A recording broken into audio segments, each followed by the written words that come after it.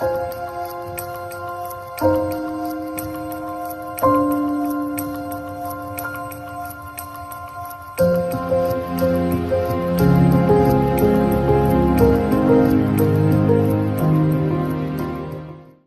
వాక్యం చూసుకుందాం. బైబిల్ సినిమాలందరూ ఒకసారి చూద్దాము. రోమీలు వ్రాయబడిన పత్రిక 13వ అధ్యాయము 11 నుంచి 14 వరకు చదువుకుందాం.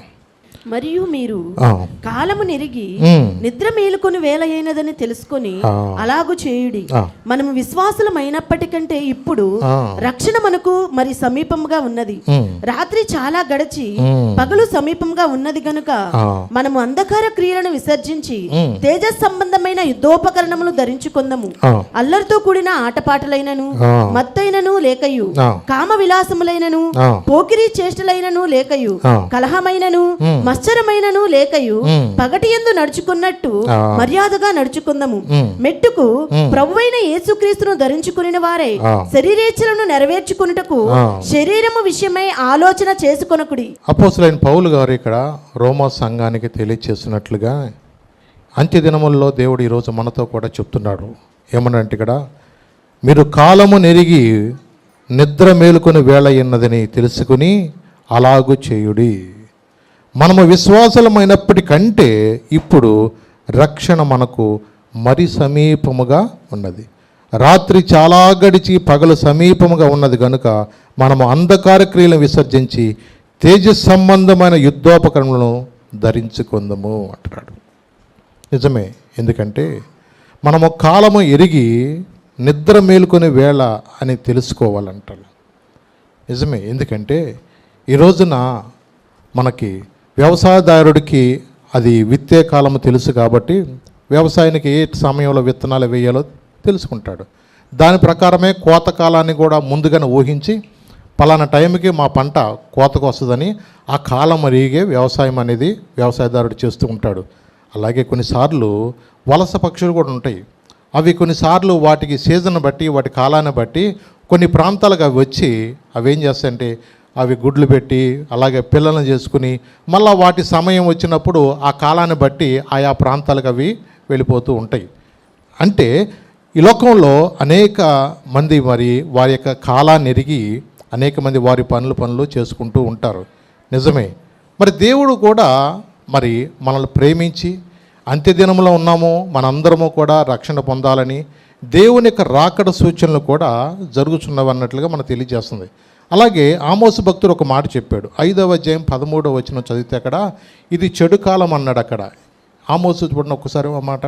5వ అధ్యాయం 13వ వచనం చదివినాను ఒకసారి. ఇది చెడు కాలము కనుక, ఇది చెడు కాలము గనుక ఈ కాలమున బుద్ధిమంతుడు ఊరకుండును. ఈ కాలమున బుద్ధిమంతుడు ఏం చేస్తాడు అంటే కొన్నిసార్లు మనకు తెలియట్లా ఇది ఏ కాలం అర్థం కావట్లా.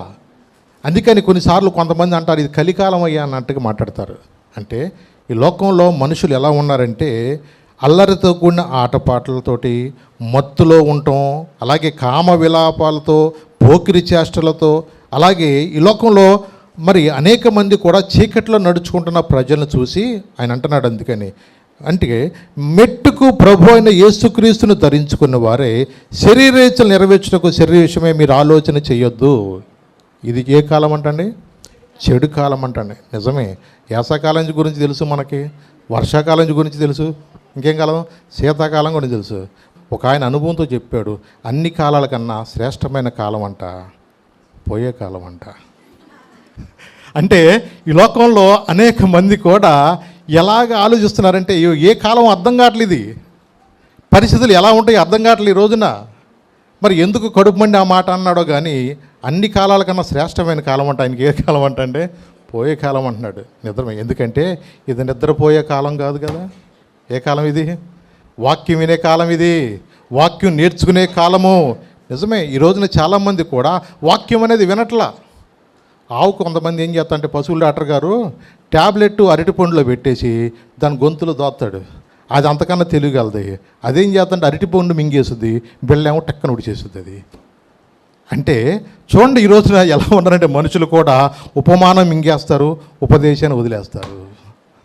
ఎందుకు?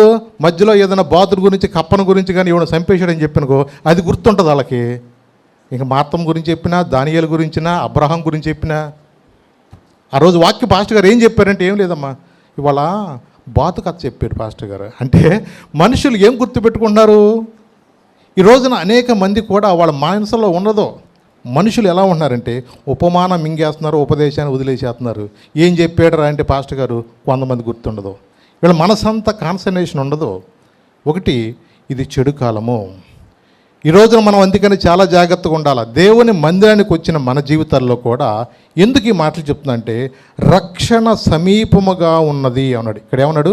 రక్షణ మనకంట మరీ సమీపముగా ఉన్నది. ఎందుకన్నాడు? మనము విశ్వాసమైనప్పటికంటే ఇప్పుడు రక్షణ మరీ సమీపముగా ఉన్నది. ఈ రోజున సువార్త వినపడబడుచున్నట్లుగా పూర్వకాలంలో ఇంత సువార్త ఉందో చెప్పండి.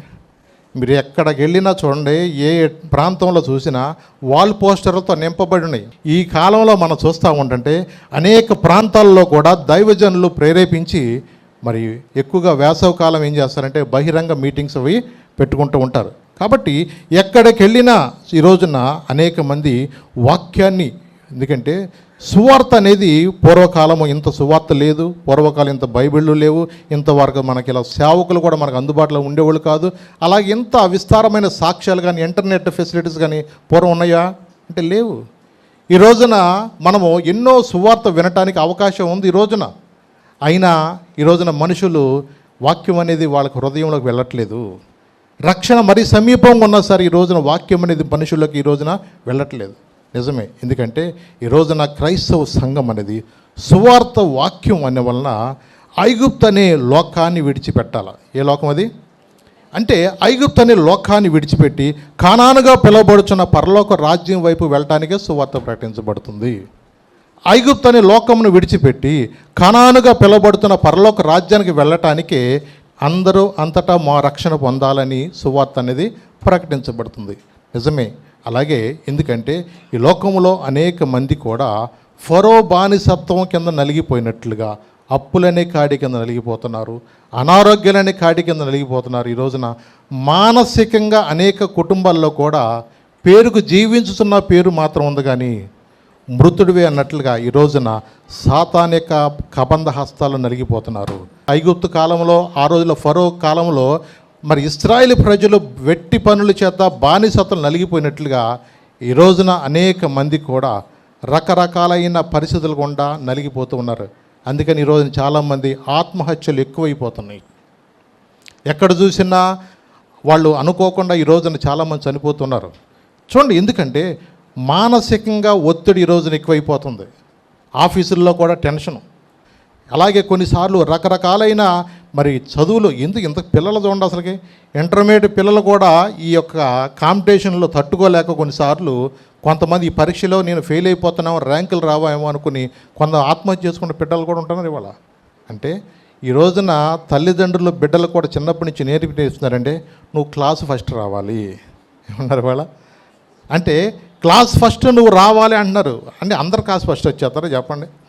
అంటే అందుకని వాళ్ళు కూడా పర్సంటేజ్ పెట్టేశారు. అందుకని ఫస్ట్ అనేది రావాలని రాకపోయినా సుమారు 90%, 98%, 95% మినిమం ఉండాలన్న ఉద్దేశంతో ఈ రోజున అనేక మంది కూడా అలాగూ ఉన్నతమైన స్థానంలో. ఎందుకంటే ఇవాళ ఎలా ఉందంటే కాంపిటీషను, నీ గురి ఎప్పుడూ కూడా బాగా చదివేవాడిని చూసుకోవాలి, తప్పినోడిని చూసుకోకూడదు. ఏమన్నా చూడకూడదు. అంటే కొన్నిసార్లు ఎలా ఉన్నారంటే ఇవాళ అనేక మంది కూడా కాంపిటీషన్ ఈ రోజున తట్టుకోలేకపోతున్నారు. అందుకని ఫరో ఎలాగైతే ఆ దినమందు మరి ఇశ్రాయేలు ప్రజలను వేధించినట్టుగా సాతాను ఈ రోజున అనేక కుటుంబాల్లో మరి వాడును నష్టపరుస్తూ ఉన్నాడు. మరి వాడిని ఎలా ఎదిరించాలి, అపవాదిని ఎలా ఎదిరించాలి అంటే చూడండి, వాక్య భాగం చూద్దాం ఒకసారి. ఎఫెసీయులకు రాయబడిన పత్రిక 6వ అధ్యాయము 10 నుంచి 12 దాకా చూద్దాం. తుదకు ప్రభు యొక్క మహాశక్తిని బట్టి ఆయన యందు బలవంతులై ఉండుడి. మీరు అపవాది తంత్రములను ఎదిరించుటకు శక్తిమంతులగునట్లు దేవుడిచ్చు సర్వాంగ కవచమును ధరించుకొనుడి. ఏలయనగా పోరాడునది శరీరులతో కాదు గాని ప్రధానులతోనూ అధికారులతోనూ ప్రస్తుత అంధకార సంబంధులకు లోకనాథులతోనూ ఆకాశ మండలమందున్న దురాత్మల సమూహములతోనూ పోరాడుచున్నాము. చూసారా, ఇక్కడ ఏమన్నాడు? మీరు అపవాది తంత్రములను ఎదిరించుటకు శక్తి గలవనట్లు దేవుడిచ్చు సర్వాంగ కవచమును ధరించుకొనుడి. ఎలయనగా మనము పోరాడినది శరీరులతో కాదు కానీ ప్రధానులతోనూ అధికారులతోనూ ప్రస్తుత అంధకార సంబంధమగు లోకనాథులతోనూ ఆకాశమండలం అందున్న దురాత్మల సమూహంతో మనము పోరాడుతున్నాము. అంటే ఈ రోజున మనము పోరాడేది శరీరులతో కాదు. మరి వాడిని ఎదిరించాలంటే ఏం చేయాలి? మనం మోకాళ్ళు వేసి వాడిని శీఘ్రంగా చిత తొక్కాలి. మోకాళ్ళు వేయటం అంటే ప్రార్థన చేయాలి. అంటే మీరు భూమి మీద వేటిని అయితే బంధిస్తారో వాటిని నేను పరలోకమందు నేను బంధిస్తాను. అంటే ఈ రోజున అపవాది ఈ రోజున చాలామందిని కూడా కుటుంబాల్లో ఉన్న పరిస్థితిని బట్టి నిరుత్సాహపరుస్తూ ఉంటాడు. ఎగ్జాంపుల్గా ఒకవేళ కష్టపడి పాపం పసుపు పంట వేసినారు కొన్ని. ఈ పసుపు పంట వేసిన తర్వాత పాపం కొంతమంది చెప్తారు సలహా, రేపు నువ్వు సావలేవులే, వాతావరణం ఎట్లుంటుందో పచ్చి మీద అమ్మేసుకుంటే ఎంత కొంత వచ్చుద్ది అనుకుంటారు. కానీ మనసులో ఇంకో పక్కన ఏముంటుందంటే దీన్ని కొంచెం ఉడకబెట్టుకుని దీన్ని ఎండబెట్టుకుని చేస్తే ఇంకా కొంచెం ప్రాఫిట్ వస్తుందన్న ఆశ మనసు ఏం చేస్తుంది, మనని కొంచెం అలాగా అనిపించినప్పుడు కొన్నిసార్లు అనిపిస్తూ ఉంటుంది, ఇవు కష్టపడతావు చేస్తావు, దాన్ని ఎండబెడతా ఉంటావు, ఉడకబెట్టి కష్టపడి ఎండతావు, అలాగే పగలంతా ఎండబెడతావు, సాయంత్రం అంతా నానిపోతూ ఉంటాయి. పగలంతా ఎండబెడతావు, రాత్రి అంతా నానిపోద్ది. ఇక రాత్రికి నిద్రపడద్దా? చెప్పండి, ఎట్లుంటుంది పరిస్థితి? అసలు వ్యవసాయం ఎందుకు చేస్తున్నట్ట అసలు నాకు అనిపిస్తుంది కొన్నిసార్లు. అంటే కొన్నిసార్లు మానసికంగా ఎట్లా ఉంటుందంటే చాలా కుంగిపోతూ ఉంటారు. పైగా బేరగాళ్ళు వచ్చి అంటాడు, అసలుకి నీకు 15,000 చెప్పింది 5,000కి ఇస్తావా అని అడుగుతాడు. అసలు కూలోళ్ళకి రావు డబ్బులు, కూలోళ్ళకి ఇవ్వటానికి కూడా రావు డబ్బులు. చూడండి మానసికంగా ఎలా ఉంటుంది తెలుసా? నిజమే. చూడండి, అందుకని కొన్నిసార్లు మానసికంగా అపవాది నేను ఏం చేస్తా అంటే, ఎందుకు ఈ అప్పులన్నీ నువ్వు ఎక్కడ కడతావు, ఇంత నువ్వు వ్యవసాయం నువ్వు ఎక్కడ చేయగలుగుతావు అనుకునే, చచ్చిపో అంటూ ఉంటాడు. వాడు మనుషుల్ని ఏం చేస్తా అంటే ఎప్పుడు కూడా చనిపోమని ప్రేరేపిస్తూ ఉంటాడు. చూడండి, ఎందుకంటే గత వారం విన్నట్టుగా ఏలియా కూడా కొన్నిసార్లు మానసికంగా తను బాధపడ్డాడు. తను కూడా చాలా వేదనత పొందాడు. యెజబెల్ అనే మాటలకే చచ్చి బతికేకండి చచ్చిపోవడం మంచి అని చెప్పేసి, మళ్ళీ చచ్చిపోతే నరకానికి వెళ్తాం, మనందరం మనం చావకూడదు. అందుకని యేసయ్య దేవుణ్ణే అడుగుతాం, అయ్యా ఇంత మట్టుకు చాలు, నా ప్రాణం తీసుకోమని ఆయన బ్రతిమని ఆడుకుంటూ ఉన్నాడు. నిజమేనండి, కొన్నిసార్లు మానసికంగా కుంగిపోతాం. అపవాది ఎప్పుడైనా సరే గనక నిన్ను అలాగ ప్రేరేపిస్తే నువ్వు వాడిని ఎదిరించాలి. ఎలా ఎదిరించాలి సార్? నా పక్షాన దేవుడు ఉన్నాడు, నాతో ఉన్నవాడు, నాలో ఉన్నవాడు, ఈ లోకంలో ఉన్న గొప్పవాడు, నన్ను ఏ స్థితిలో నుంచైనా దేవుడు నన్ను లేవనెత్తగలిగిన దేవుడు, నన్ను ఒకవేళ ఆత్మీయంగా నన్ను సరిచేయడానికి దేవుడు శ్రమను పంపించాడు. యోబు భక్తుడు చెప్పాడు చూరా, ఏ మేలుకే దేవుడా కేడుకు దేవుడు కాదా? యోబు భక్తుడికి ఉన్న శ్రమల్లో మనకేమన్నా కొంచెం ఏమైనా ఉన్నాయో చెప్పండి పోనీ. చూడండి, కొన్నిసార్లు మనకున్న శ్రమను బట్టి మనకున్న ఇబ్బందులను బట్టి కొన్నిసార్లు మానసికంగా మనం కుంగిపోతాం. కానీ నువ్వు ఎప్పుడైతే దేవుడు యోబు భక్తులు లాంటి వాళ్ళని మన ముందు ఎందుకు ఉంచాడంటే మనము ధైర్యం తెచ్చుకోవడానికి. నిజమే, మరి ఎన్నో కష్టాలు వచ్చినా ఎన్ని శ్రమలు వచ్చినా వాళ్ళు ఎలాగైతే వాళ్ళు ప్రార్థనా జీవితం ద్వారా దేవుణ్ణి వాళ్ళు గణపరచగలిగారో, అలాగే నీ జీవితంలో నా జీవితంలో కూడా ఒక శ్రమను దేవుడు అనుమతించినప్పుడు దాన్ని ఎప్పుడూ కూడా మనం ఎన్నడూ కూడా దాన్ని భయపడ అవసరం లేదని. నిజమే, అందుకని కొరింథీ భక్తులు ఒక మాట చెప్పాడు. 2వ కొరింథీ చూడండి 4వ అధ్యాయము 16 నుంచి 18 చదివినాను ఒకసారి. కావున మేము అధైర్యపడము, మా బాహ్య పురుషుడు కృషించుచున్నాను, ఆంతర్య పురుషుడు దినదినము నూతన. ఎక్కడంట మా అంతరంగ పురుషుడు ఎలా ఉంటాడంట? దినదినము నూతన పరచబడుచున్నాడు. అంటే ఈ క్షణకాలం ఉండే ఈ చులకన శ్రమలో కొన్నిసార్లు మనం భయపడవసరం లేదు. సాతానుడు ఎన్నో రకాలుగా నిన్ను ప్రేరేపిస్తూ ఉంటాడు. పౌలు భక్తుడికి ఎన్ని శ్రమలు గుండా వెళ్ళాడో. నిజమే, ఎన్ని రకాలుగా ఎన్ని శోధనలు వచ్చినా ఎక్కడన్నా భయపడ్డా అంటే కొన్నిసార్లు ఒకటే చెప్పాడు, బ్రతికితే క్రీస్తు కొరకు, చనిపోతే లాభం. నిజమేనండి, దేవుని కొరకు అలాగ రోషం కలిగి బ్రతికండి. ఈ రోజున ప్రతి క్రైస్తవుడికి కూడా శోధనలు అనేది వస్తాయి. అవునండి, ఎందుకంటే మన పోరాటం అంతా కూడా అపవాదితోనే. వాడిని ఎలా ఎదిరించాలి?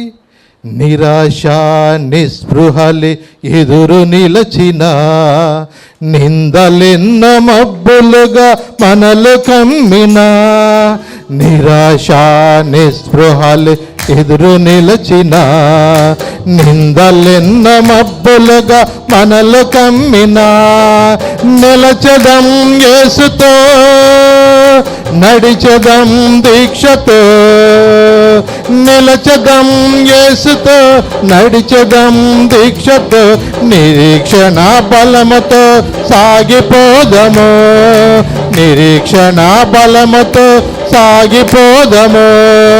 ఓ సోదరా, ఓ సోదరి, యేసే నిన్ను నన్ను పిలుచుచున్నాడు. నిదురమాను మగత వీడు, కన్న విప్పి కలియజూడు, కన్న విప్పి కలియజూడు.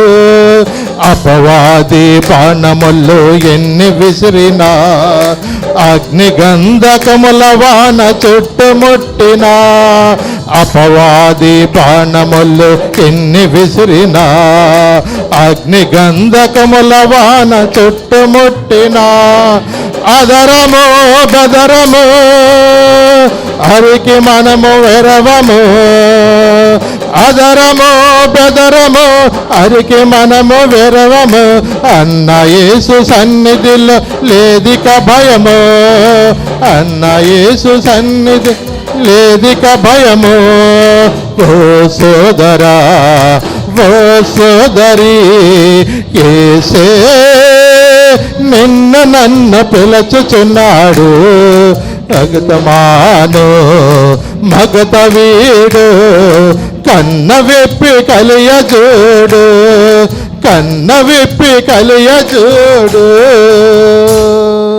ఎన్నో నిరాశ నిస్పృహలు కొన్నిసార్లు వస్తాయి. అపవాది నిన్ను ఎన్నో రకాలుగా తంత్రాలు ఉపయోగిస్తూ ఉంటాడు. అందుకే అన్నాడు ఎఫ్సి భక్తుడు, సర్వాగ కవచము ధరించుకొనుడి అన్నాడు. ఇంకా కిందకు వెళితే ఎఫ్సి పత్రిక 6వ అధ్యాయంలోనే 14 నుంచి చదివినాను ఒకసారి. ఏలయనగా మీ నడుమునకు సత్యమును దట్టి కట్టుకొని, నీతి అను మైమరుపు తొడుకొని, పాదములకు సమాధాన సువార్త వలన సిద్ధ మనసును జోడు తొడుకుని నిలబడి, ఇవన్నీయుగాక విశ్వాసమును డాలు పట్టుకొనుడి. దానితో మీరు ఏం చేస్తారు? దుష్టుని యొక్క అగ్ని బాణములన్నిటిని కూడా ఏం చేస్తారు అంటే విశ్వాసం అనే డాలు పట్టుకోవాలి. వాడేసే అగ్ని బాణాలు ఉంటావంటే నీ మీదకి, అరే రే రే రే, అసలు నీకు ఈ జీవితంలో ఇంకా నువ్వు బాగుపడతావా? అసలు మీ పిల్లకి పెళ్లి చేయగలుగుతావు అనుకున్నావు నువ్వు? అసలుకి ఈ సంవత్సరం అసలుకి నీకేమైనా కొంచెం వ్యవసాయంలో లాభం వస్తుంది అనుకున్నావా? వాడు నిన్ను ఎన్ని రకాలుగా వాడు నిన్ను శోధించాలో అన్ని రకాలుగా శోధిస్తాడు. వాడేసే అగ్ని బాణాలన్నిటికీ ఏం చేయాలి తెలుసా? విశ్వాసం అనే డాలు పట్టుకోవాలి. ఏం పట్టుకోవాలా? నువ్వు ఇంతకాలం ప్రార్థనకి వెళ్తున్నావు, మీ ఆయన ఏమైనా మారాడు అంటున్నావు ఏంటి? అసలు నీ ప్రార్థన వేస్ట్ అంటాడు. ఏమంటాడు?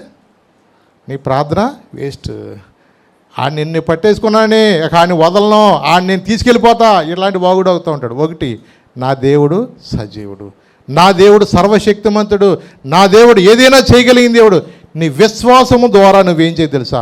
వాడిని ఎదిరించగలిగిన డాలు నువ్వు పట్టుకోవాలి. లేకపోతే కొన్నిసార్లు ఈయన మారడండి, ఇక మా పరిస్థితులు మారవో, మా అప్పులు తీరవో, ఇక ఎందు నుయ్యో గొయ్యో చూసుకోవాలనుకున్నట్టుకుంటారు. లేదు లేదు, ఎప్పుడు కూడా దేవుడికి అసాధ్యమైనది ఏదీ లేదు. అందుకని విశ్వాసం అనే నువ్వు డాలు పట్టుకుని వాడు ఏం చేయాలంట? దుష్టుని యొక్క అగ్ని బాణములన్నిటిని కూడా ఆర్పటానికి మీరేమవుతారు?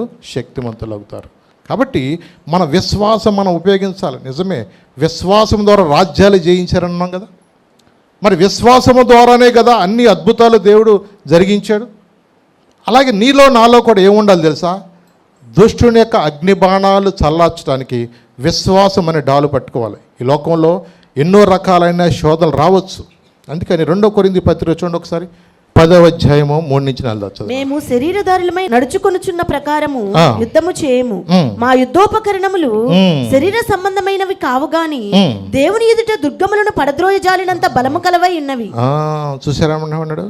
చూసారా ఇక్కడ ఏమన్నాడు? మేము శరీరధారులమై నడుచుకొనుచున్నాను, శరీర ప్రకారం మేము యుద్ధము చేయము, మా యుద్ధోపకరణములు శరీర సంబంధమైనవి కావు కానీ దేవుని ఎదుట దుర్గములను పడద్రోయ జాలినంత బలము గలవై ఉన్నవి. చూసారండి? నిజమే, మా యుద్ధోపకరణములు కత్తి చేత కాదండి. నిజమే, హిజ్కియా ప్రార్థన చేశాడు, ప్రభువా అయా మాకు వీళ్ళ మీద వెళ్ళటానికి ఏం చేయాలో మాకు అర్థం కావట్లేదని దేవుని యొక్క మందిరంలోకి వెళ్ళి, సరే దేవుని యొక్క మందిరంలోకి వెళ్ళి ప్రార్థన చేశాడండి. నిజమే.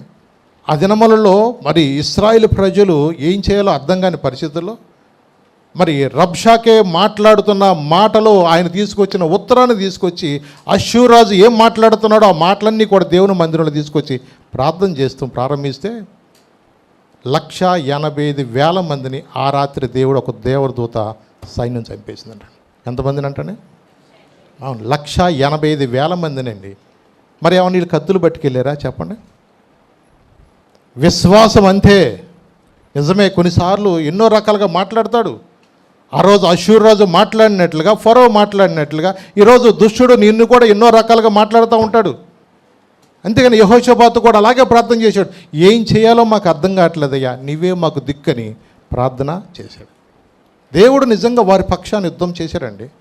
మీరు పోట్లాడవలసిన పని లేదు, దేవుడే మీ పక్షాన్ని యుద్ధం చేస్తాడని చెప్పి మీరు దేవుని స్తుతించండి, దేవుని ఆరాధించండి చెప్పి స్తుతి ఆరాధనలకు ప్రజలను నియమించిన కాలంలో దేవుడు వారి పక్షాన్ని ఎంత అద్భుతం జరిగించాడో. నిజమే, ఆ రోజున్న దేవుడు ఈ రోజున్నాడు. దుష్టుని యొక్క అగ్ని బాణములు నీ మీద ఎన్ని వేసినా, వాడు ఎన్ని రకాలుగా నిన్ను శోధించినా నువ్వు ఎలా ఉండదు తెలుసా? విశ్వాసం అనే డాలు. అందుకని ఇక్కడ ఏమన్నా అంటే, మా యుద్ధోపకరణలు శరీర సంబంధమైనవి కావు కానీ దేవుని ఎదుట దుర్గములను పడద్రోయ జాలినంత బలము గలవి. అంటే శత్రువును దుర్గములుగా ఉంటాయి. అంటే ఆ రోజుల్లో కూడా ప్రాకారాల మీద దుర్గాలను కట్టుకుంటే శత్రువు యొక్క కదలికలు గమనిస్తూ ఉంటారు. ఈ రోజున కూడా అనేక స్థలాల్లో కూడా మరి శత్రువు వచ్చే ముందు మనకి శాటిలైట్ ద్వారా శత్రువు యొక్క కదలికలన్నీ కూడా ఏం చేస్తున్నారు? గమనిస్తూ ఉన్నారు. ఇప్పుడున్న టెక్నాలజీని బట్టి ఆ రోజున ఎత్తైన పర్వతాలు కొండల మీద మరి రాజులు వాళ్ళు ఉంటూ ఉండేవాళ్ళు కాబట్టి వాళ్ళు శత్రువు యొక్క కదలికలు గమనించి పైనుంచి వాళ్ళు పిరంగులు అలాంటివి వదులుతూ ఉండేవాళ్ళు. మరి ఈ కాలంలో చూస్తే శాటిలైట్ ద్వారా మొత్తం గమనిస్తూ ఉన్నారు. శత్రువు ఏ కదలికలన్నీ గమనిస్తూ ఉన్నారు. ఎక్కడెక్కడ ఎలా ఉంటుందో ఇవన్నీ కూడా ఈ రోజున చూస్తున్నాం మనం. నిజమే, ఎందుకంటే మనము కూడా ఎంతో మెలకు కలిగి ఉండాలి. మరి బోర్డర్లో ఇప్పుడు యుద్ధం జరుగుతున్న సమయంలో మరి సైన్యం అనేది ఎంత అప్రమత్తంగా ఉంటుందో అలాగే మీ విరోధైన అపవాది వాడు ఎవరిని మింగుదునా, ఏ కుటుంబాన్ని పాడు చేద్దామా, ఏ వ్యవసాయాన్ని పాడు చేద్దామా, ఏ కుటుంబం నష్టపరచాలన్నా వాడు ఎప్పుడు కూడా వాడు గర్జించి సింహాలు వాడు ఏం చేస్తాడు? తిరుగుతూ ఉంటాడు. అందుకని వాడు చేసే పనులు బట్టి కుటుంబాల్లో పిల్లల మాట వినరు, కుటుంబాల్లో భర్తల మాట వినరు, కొన్నిసార్లు కొన్ని కుటుంబాల్లో భార్యల మాట వినక ఇలాంటి నెమ్మది లేని పరిస్థితుల్లో ఎన్నో కుటుంబాలు కొన్నిసార్లు ఏదో జీవించున్న పేరు మాత్రం ఉంది కానీ మృతుడు ఉన్నట్లుగా నీరసంతో నిరుత్సాహంతో కునిగిపోతూ ఉంటారు. కానీ దేవుడు ఏమన్నాడు తెలుసా? మీరు వాడి యొక్క అగ్ని బాణాలు చల్లార్చడానికి సరే మీరు విశ్వాసం అనే డాలు పట్టుకున్నప్పుడు, విశ్వాసం అనే డాలు పట్టుకోవాలి. నిజమే, ఈరోజు నా క్రైస్తవ జీవితంలో నువ్వెంత నమ్మకంగా బ్రతికినా, ఎంతగా నువ్వు ప్రార్థన చేసినా కొన్నిసార్లు నీ కుటుంబంలో యుద్ధాలు రాక మానవు. ఇది సత్యం. మేము ప్రార్థనకి వెళ్తున్నామంటే మా ఇంట్లో బాధ లేవు అనేవాళ్ళు ఎవరు ఉన్నారా? చెప్పండి. మేము ఎప్పటి నుంచో దేవుని సన్నిధికి వెళుతున్నాం కదండి, దేవుడికి నమ్మకంగా ఉన్నాం కదండి, మా ఇంట్లో ఎప్పుడు కూడా ఏ కష్టాలు రాలేదని ఎవరన్నా చెప్పండి? లేదు లేదు. తిమోతి భక్తుడు ఏం చెప్పాడు తెలుసా? చూడండి ఒకసారి 2 తిమోతి 3:12 చదవండి. క్రీస్తు యేసునందు సద్భక్తితో బ్రతుకును ఉద్దేశించి క్రీస్తు యేసునందు సద్భక్తితో బ్రతుకును ఉద్దేశించి వారందరూ హింస పొందుదురు. ఏమన్నాడండి? హింస అంటే ఏంటి చెప్పండి? క్షణము కూడా బాధే. అర్థమవుతుందా? అంటే దేవుడు యందు ఎవరైతే భయభక్తులు కలిగి ఉంటారో వాళ్ళందరూ కూడా ఏం జరుగుద్దంట? హింస పొందుదురు. మామూలుగా ఉండదు హింస, క్షణము. ఎందుకంటే క్రైస్తవ జీవితంలో సిలువ లేకుండా క్రైస్తత్వం ఎలాగ లేదో ప్రభు చెప్పిన మాటను బట్టి ఎవడైనా సరే నన్ను వెంబడింపకోని వల్ల తనను తాను ఉపేక్షించుకుని తన సిలువను ఎత్తుకుని ఏం చేయాలా? అని వెంబడించాలంటే ప్రభును వెంబడించేటప్పుడు నీ వెనకాల సిలువ ఉంటుందని గుర్తుంచుకో. మెడలో సిలువ కాదు. నువ్వు ఎంత ప్రార్థన చేస్తావో అన్ని శోధనలు ఉంటాయి నీకు. నువ్వు ఎంతగా ఉపవాసం ఉండి వాళ్ళు ప్రార్థన చేద్దాం అనుకుంటావో నీకన్నా ముందు అపవాది నీ కుటుంబంలో నిరుత్సాహపరచడానికి వాడు నిన్ను ఎట్టా కూడా బోర్లు పెడతాడు. నువ్వు అనుకుంటావు ఈ పుట్టినరోజు వచ్చింది, ఇక నుంచి నా పెళ్లి రోజు వచ్చింది, ఇక నుంచి నేను క్రమంగా దేవుని వాక్యం చదువుకుంటా ప్రార్థన చేసుకుంటా అంటావు. అంతకు ముందు నుంచే నీకు శోధన వాడు ప్రారంభిస్తూ ఉంటాడు. అవునండి. క్రీస్తు కొరకు నువ్వు ఎవరైతే సద్భక్తితో బ్రతక నిర్దేశించు వాళ్ళందరూ కూడా హింస పొందుతారు. మరి హింస పొందుతారు కదా అనుకుని భక్తి మానేస్తారా? చెప్పండి. ఇక బాధలు వచ్చేస్తానే, ప్రార్థనకి వెళ్ళిన కాడి నుంచి బాధలు ఎక్కువైనాయి మాకు అనుకుని చెప్పేసి ప్రార్థన మానేస్తాం కుదురుద్దా? ఎందుకంటే శోధన సహించువాడు ధన్యుడు అన్నాడు అక్కడ. యాకోబు ఏమన్నాడు? అంటే శోధన సహించాలి నువ్వు. ఎందుకంటే ఆయన బిడ్డలు ఎవరైనా సరే ప్రార్థనకు వచ్చిన ప్రతి ఒక్కరూ కూడా ఈ మన పోరాటం అనేది ఇరుకు మార్గమే. ఏ మార్గం ఇది? ఇరుకు మార్గమే. ఎన్నో రకాలైన శోధనలు వస్తాయి, ఎన్నో రకాలైన ఆటంకాలు వస్తాయి. నువ్వు ప్రార్థనకు వెళ్ళిన కాడి నుంచి ఎన్నో రకరకాలుగా ఆర్థిక ఇబ్బందులు కూడా మొదలవుతాయి. కానీ నువ్వు బెదరద్దు, విశ్వాసం అనే డాలు పట్టుకోవాలా. నిజమే, ఎందుకంటే ఈ పోరాటము ఒక్క రోజుతో ఉండేది కాదండు. నీ ఊపిరున్నంత వరకు ఉంటుంది. ఎప్పటి వరకు ఉంటుంది తెలుసా? నీ ఊపిరున్నంత వరకు ఉంటుంది. దేవుని కొరకు నువ్వు నమ్మకంగా బ్రతకాలి, దేవుని పరిచయలో నేను ముందుకు వెళ్ళాలా, దేవుని యొక్క సన్నిధిలో నేను ఎదగాల, ఆత్మలో బలపడాలనుకున్నప్పుడు నువ్వు బండి మీద ఎంత స్పీడ్కి వెళ్తావో గాలి అంత వెనక్కు దోసుది నిన్ను. బతికిన చేప నేలకు ఎదురెళ్ళినట్టుగా సమస్యలనే సుడిగుండాలు నీ మీద వచ్చినప్పుడు నువ్వెప్పుడూ కూడా అదరవు బెదరవు. ఎందుకంటే జయించిన వాడు ఆయన నీలో ఉన్నాడు. హల్లెలూయా. ఆయన నీలో ఉన్నాడు. ఎందుకంటే మీలో ఉన్నవాడు ఈ లోకంలో ఉన్నవానికన్నా.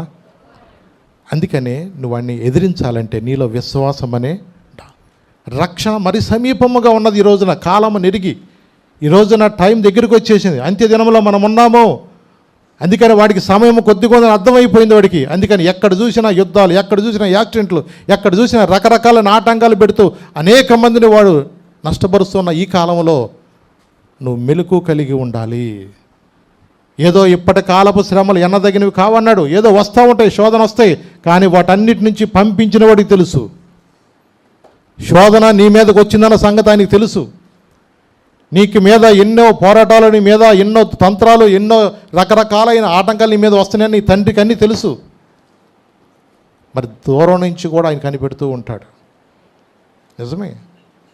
ఒక వ్యక్తిగా, ఒక తండ్రిగా మనం ఎప్పుడూ కూడా మన బిడ్డలకి నా కొడుకు కష్టమే రాకూడదు అనుకుంటే వాడు ఫెయిల్ అయిపోతాడు.